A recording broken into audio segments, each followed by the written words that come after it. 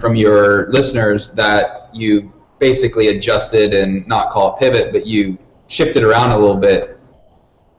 Yeah, so one of the things was I was kind of going after,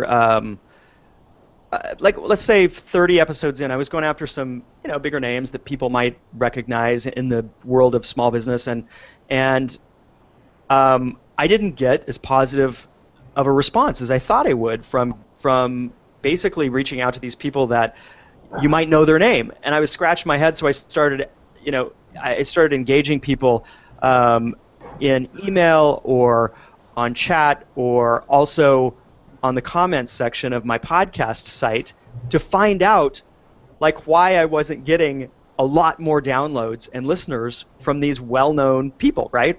Or better-known people. Yeah. And I got a lot of feedback around, well, they seem like untouchable, like they've already got their stuff figured out. We want people that are practically like they're in it. They're in the messy middle of their business, because that's who we are. And I was like, oh, okay.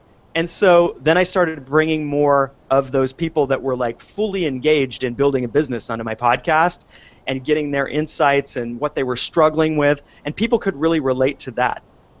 So that was one of the things that I experimented with, and it was kind of a surprise to me, honestly. So, but it turned out to be very informative. Right. No, I think that's interesting, and I'm jumping in here a little bit just because I want to touch on. I've experienced that too. I had a previous project was around video conversations. We recorded them professionally, and still do some of those, but similar concept, which was the authenticity and like the rawness of these people that are still in building their business, or they are very, very recently out of a success, but they're not billionaires. They're not, oh, he started one of the biggest, social platforms, or sold a company for, $1 billion or $5 billion.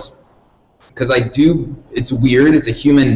It's this psychological nature that we look at those people and we think they are untouchable. And we think even if their suggestions could help us, there's a disconnect, right? And what I found, and you found as well, is it's not the celebrity person. It's actually the information and their experience authentically described. It helps us, man.